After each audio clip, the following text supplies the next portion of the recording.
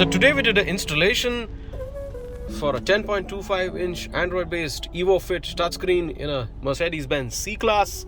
This is a W205 model. This is a 2018 model car.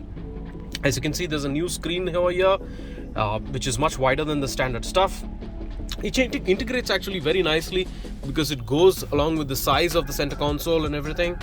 The AMG models also come with this size screen, so it looks a lot more integrated. The basic screen, which otherwise comes in the car, is really small. It's a 6.5-inch screen. This is newly a touch screen, and it also operates using the Mercedes command controller knob. We can also control using the touchpad, so basically we can move between the options using the touchpad. So that's there. It sits beautifully. It has the exact plug and play mount for the C Class, so it looks made for the car. This is with the new MBUX style UI. This has got a host of different new functions. Very powerful system. This is a 6 GB RAM system with 128 GB of storage, and it also has a Qualcomm Snapdragon octa-core processor, so excellent performance. Here is basically the number of colors we can choose. This has got an adaptive color display, so we could select like a different color and set a different background color for the whole UI look. We can also choose. Basically, people make this choice based on the interior lighting scheme if they have a mood lighting setup. So that is what this is for, to match up to. There are a host of largely neatly filled out icons out here. We've got Bluetooth navigation and Apple Carplay, Android Auto, inbuilt 3D 360 parking system, software decoder, and a host of different functions. We've got navigation link out here, so we hit navigation, it pulls up Google Maps. Really fast performing system, so we could just select like a random destination and just show you how it navigates. So we select this, then it loads up the next page, and we hit on Head start. west on First Main Road toward Cambridge Road, then use any lane to turn right onto Cambridge Road. So basically voice navigation. It also has a widget based navigation, so as we can go and do something else, it'll have a small widget on screen which will keep showing the directions, and if you double tap on that, it just pulls up Google Maps again. So that's a pretty handy feature. You can stop the navigation here, you can go back to home. We also have this option called NTG mode. NTG mode basically is to access the old Mercedes menus. So if we hit on NTG mode over here, you've got the original Mercedes menus. This is the older style menus which was there in the car from before, so you have access to all the existing features and serviceability. So none of the practicality is lost because of this upgrade. One important thing to remember is under media, the sounds work through a media interface, which again works through USB. So right now, as you can see, there is this internally wired cable and the USB cable connected to the media interface 2, and that's very important. So media interface 2 has to be enabled, 1 or 2, whichever we connect to, so that we are able to hear the sounds. We can just touch the screen to go back to the new menus. This setup has lossless music format support, so I could just hit on music and play some tracks. Excellent sound quality, beautifully integrated system. This car has been upgraded with a Dirac Live 3D sound setup, so very premium, high-end, fully staged, custom installed speakers.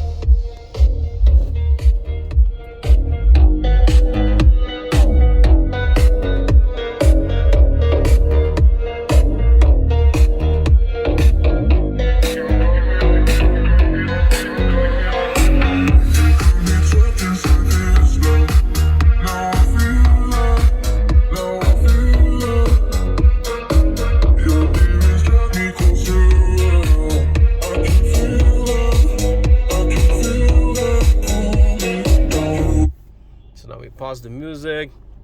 We have lossless video format support too, so I could hit on video. All right.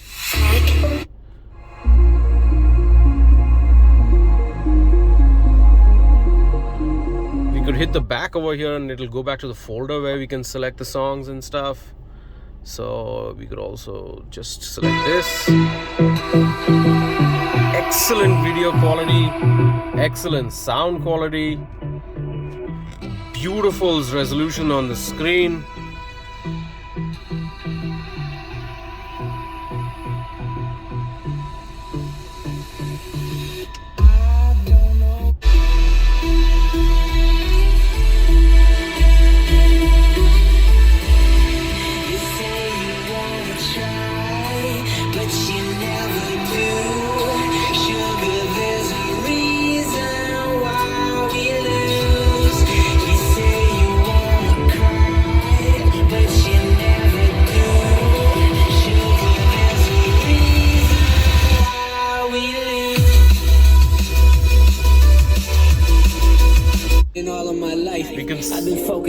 We can skip to a different part of the video using the status bar, usually like any Android device.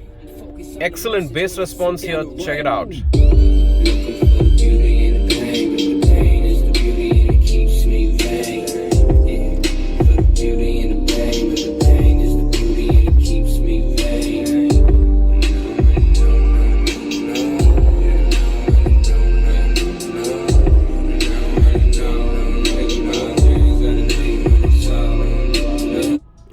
Pause this. Basically, this has a slide down menu by which we could restart the system. We could put data on and off. This has a SIM card slot too, so basically we could put in a SIM card and have onboard 4G data.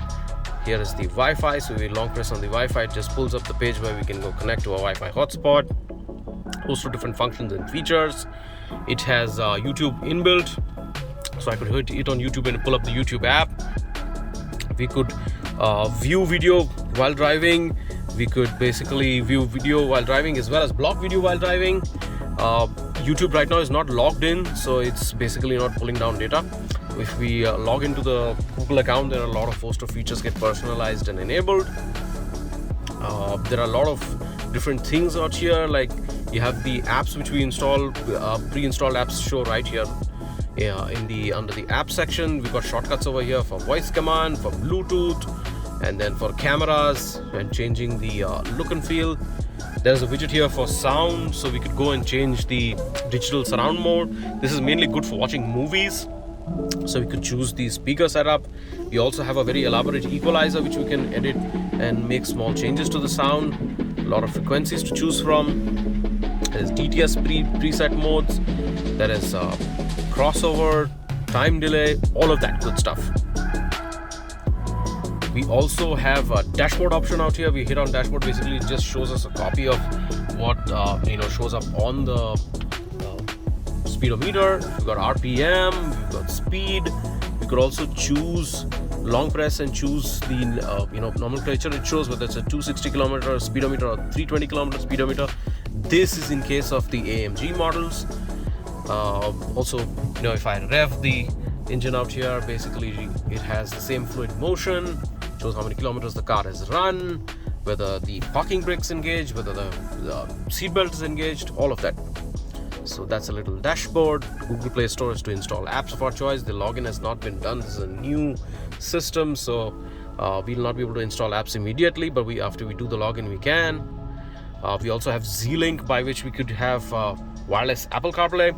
So here's our iPhone, and what I could do is put on Z-Link and go to the slide down menu, put off the Wi-Fi. You could take the iPhone. So normally it automatically reconnects. We had kept the Wi-Fi and Bluetooth off, so now we have to manually connect it. So what we do is we just go to CarPlay under settings of the iPhone, and in the list it will show us the name of the car we have paired with. So basically just hit on C Class and it will launch Apple CarPlay wirelessly on screen. There we go. Sometimes it takes like a minute, sometimes 30 seconds. It depends on the phone. Sometimes it's a lot faster if we restart the iPhone device. Alright, so we've got Apple Carplay on screen over here. We've got a split screen mode. We've got music app showing up right here. We could choose like from our selection of music of what we were playing before. We could choose like a list and pull up music and start playing. Excellent sound quality on the iPhone.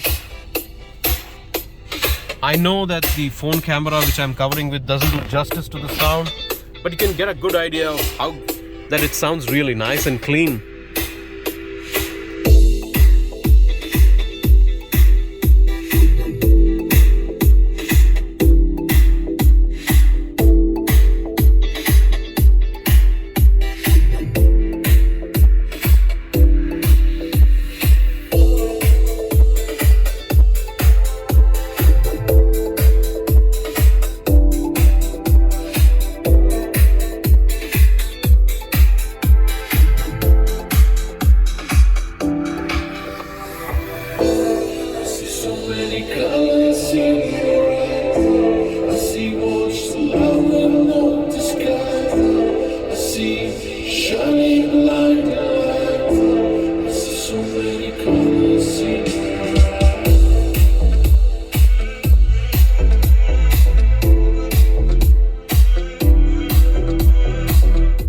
So we could see our history of calls, and we can pull up contacts to make a phone call.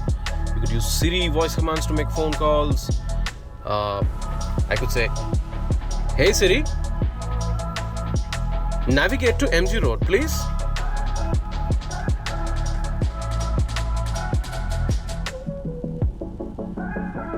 One sec. Sometimes based on the data network Getting speed. directions to NH75 Bengaluru. Based on data network speed, sometimes the response could be slower or faster. That entirely depends on what 4G speed we are getting, or any speed. Here's Apple Maps, so it will continue to show us the directions in the split screen mode where we could start playing music out here. I could even give a voice command to stop the music. I could say, hey Siri, hey Siri, pause the music. So it just paused the music. I could say go here, select end route. We've got Google Maps too out here, so I could go here and select Google Maps. I could go to search and Mysore City. So you could use voice command to basically pick up like a location where we're gonna navigate to. This is Google Maps. Head west on First Main Road toward Cambridge Road, then use any lane to turn right onto Cambridge Road. So that works quite seamlessly, and it also shows up on the split screen. It shows us some directions on the side, so really handy stuff. And we could hit the car logo and go back to the Mercedes menus. You could go to the app tray and launch back Apple Carplay. So all of that good stuff. This also integrates with all of the existing systems. In this car, we haven't installed an aftermarket camera. So if I engage reverse, you can see that the original reverse camera shows on display out here. The existing adaptive guidelines, if I turn the steering, continue to work as it is. So that way it's a beautiful setup, fully integrated with the existing systems. And it comes back to the same old thing. So here we are. If you'd like to learn more about this system, do get in touch with us directly, or you could go to evoretrofits.in. I hope you like this system, and you have a nice day.